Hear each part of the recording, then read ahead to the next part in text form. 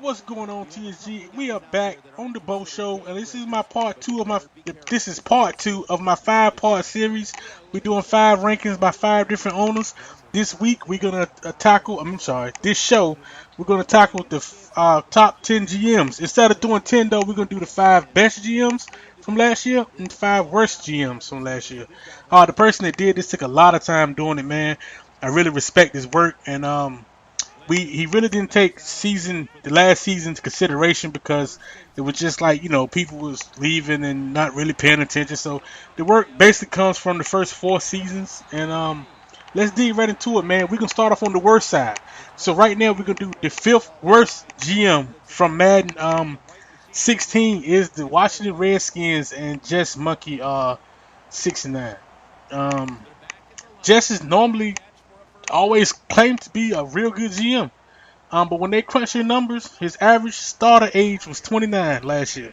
He had 16.7 million in cap, and his team was 86 overall. The reasons why they gave him for being one of the worst would have said that he had by far the worst, by far the oldest roster in TSG, not a single drafted starter.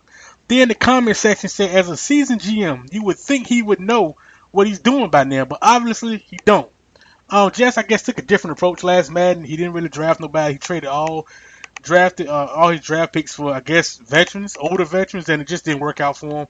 The Redskins, they had no success. That's why he's the fifth worst GM for Madden 16. The fourth one was the Raiders, Coach Bo, me. You know what I'm saying? And they said he had three drafted starters with 4.75 million in cap room left. His average starter age was 28.5, and his team overall was 81. Um, they went on to comment and say marginal overall improvement, lazy team developer, trades picks for vets, and has the third oldest team in TSG because of it. That right there let me know that this list is legit. I mean, that was me last year. I lie to you not. Like, I traded all my picks for vets that I couldn't make the draft. Um, I was not training my players. I was just playing the game, man. Like I said, things like kind of picked up in my life, and I just couldn't, get into it like I normally do. So this would let me know this list was legit. Um, Third worst GM was Real All with the Atlanta Falcons. They said he was doomed from the start with the Trufant trade. He had no cap space. He only had two drafted starters, the second oldest team in TSG, and he was just 80 overall. He did nothing. The second worst was Bino and the Giants. He ended up with the worst rated team in TSG. He had 48.9 million of cap room that he just didn't use. In the comments, they said not spending the abundance of money he has, and he just won't really doing anything. And that's the honest to God truth about Bino. The worst was Poggi. Of course, it's always Poggi. Ruining one's proud organization. No Rodgers, no cap space, and the team is old as hell. I like the little comment. It made me laugh there. So that was your five worst. Now that's out the way. Let's move on to the five best GMs. Now this is the part where it get kind of funny because some of the guys is in the voting to win it, the official award, is not even on the top five. Um, so let's go ahead and tell you who the top five are. Number five, Blizz and the Baltimore Ravens. He's on the list though. His team 89 overall. His average starter age was 27. He had 8 drafted starters, 13.3 million in cap room. The comments say he's maneuvered around the cap to have a top team every year, makes blockbuster trades out the blockbuster trades, and he always stays good. You know what I'm saying? He always got a good team somehow. You know what I'm saying? So he was the fifth best GM. Number 4, Big Dog. Cincy Life, the same division here. His team overall was 91, 27.5 average starters age. He had 4 drafted starters with 9 million in cap space left. Traded picks for well-established vets. They say traded picks for well-established vets and key talent, possibly the best trader in the league. That's a testament to Big Dog, man. Again, he always gonna get love, man. Number 3, which is the shocker, is Hero with the Jets. As I was reading the chat, and somebody did bring up Hero name, and it was kind of funny because I had my list already, and they was like discussing who should win the top GM. And I think it was Jay Killer who said Hero did a good job, or was it Banco? Somebody said Hero did a hell of a job GMing last year, and it's by the this list said he did. His team overall was 87. 26 was his average starter's age. He had 14 million in cap space left. He got rid of older players and made a full youth movement from the jump. Man, he cleaned house and he drafted well. And it's like every time he hit in the draft, he ended up with pyramid and everything. Man, he did a hell of a job last year as a GM. Shout out to Hero. Number 2 was the St. Louis Rams and Coach Ruger. He wasn't on the list neither, as in being one of the best GMs. His team overall was a 93. His average starter age was 26 and a half. He had a young team. They comments say he took one of the worst teams in TSG and was now the best team with cap space to spare. Shout out to Ruger, man. A lot of people. I don't think he was on the list to be top GM, but when they crunched the numbers, that's what they came up with, man. That's what this guy came up with. And the number 1 GM from Man 16 was the Titans, Coach Chubbs. 90 overall team, 26.5 was his average starter age. He had 10 million in cap room left, and he drafted 12 starters. And the comments say great at team development, possibly the best drafter in the league. This guy never misses. So there it is, y'all. Your top 10 GMs. We're gonna be back with an interview from Coach Blizz. What y'all think about the list, man? Let's get the debate started. Should McKay have been up here on top GMs because he's in the voting to win the award? Did the guy miss? I mean, I can't say, me personally, I have an opinion on anything. That's why I read what this guy think, because I wasn't there. I don't remember every move last year. So, get the debate started in Group Me, man. Talk about it. Who was really the best GM? Does this list make sense? Does it not make sense? Let me know. But like I said, we're going to be back with Coach Blizz of the Baltimore Ravens to wrap episode 2 up. Peace.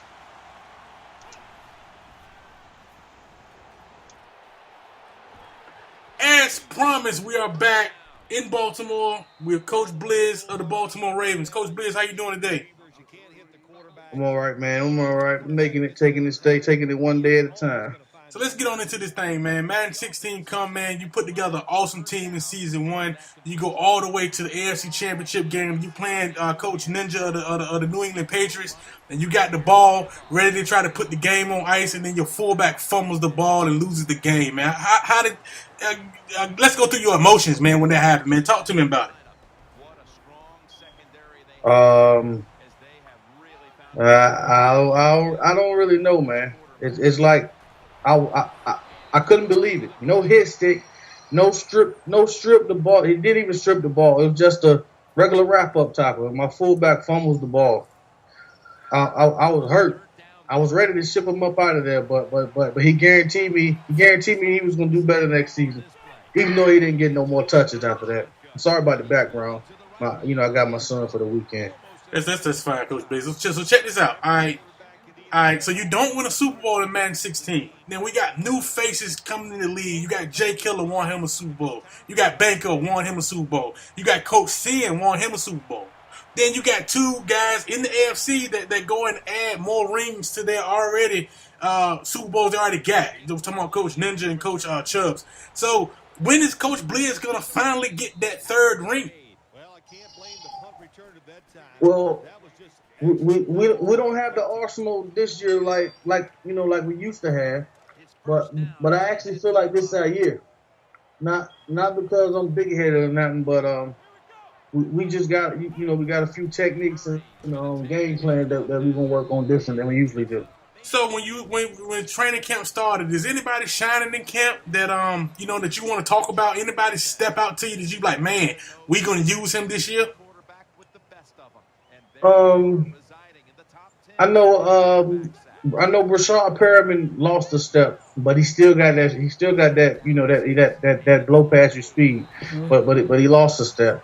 Due to injury. But the one guy that actually stood out to me would be Kamar Aiken. Now I understand that, Coach Blizz, but reports have came out that you was ready to trade Kamar Aiken to San Francisco. Is that true? Yeah, I was at first, because we actually trying to bulk up our offensive line, but the offensive line has stepped up. I guess it was because of the system, is new, but they actually stepped up and showed that they actually can protect our quarterback. But Kamar Aiken is pretty much grade A, but I was willing to sacrifice him. But now that our offensive line has stepped it up, I'm glad we didn't actually take that step Okay. because he actually would have created a big hole in our offense. Okay, so it's gonna be Kamal Aiken and the Brashad Perriman show in Baltimore this year. Let's go into like your division, man. Some people say the AFC North is always the toughest division in TSG. Um, we always talk about Coach Cincy. Give me something on Blitzburg, man. Coach Blitzburg over there in Pittsburgh. What is it like to play him 2 times every season? Um, well, I think it's usually a defensive game playing Blitzburg because he has no offense at all. But it's just a mental thing because nobody wants to lose to Blitzburg. Everybody, I would say he's the most hated, but I got to get that out to Coach Sin. But Blitzburg is the guy you don't want to lose to because if you lose to him, you'll hear about that loss for the next 5 seasons. Even if you don't whoop his ass for the rest of, I'm sorry about using the word ass, but even if you don't beat him down for the rest of the seasons. So who was better, Coach Blitzburg or Coach Dog Pound? Um, I think Blitzburg is better, but Dog Pound will surprise you. From here and there, he definitely will surprise you. You can't go in there and take him lightly. Okay. So we about close to our 5 minute mark. So man 17 around the corner. Coach Blizz, are you gonna get that third ring? You tell TSG right now that you're gonna get ring number 3 this match. Well, I might as well go ahead and put it out there. I'm getting my third ring this season. It ain't. I mean, not this first season. I don't know what season, but it will be this Madden. And I'm not gonna say I'm gonna try to get it. I'm gonna tell you I'm getting it. We getting it. The boys is ready. They hungry. There it is, TSG, Coach Blizz of the Baltimore Ravens. Thanks for your time, Blizz. Thanks, TSG, for listening to the podcast. We out. Peace.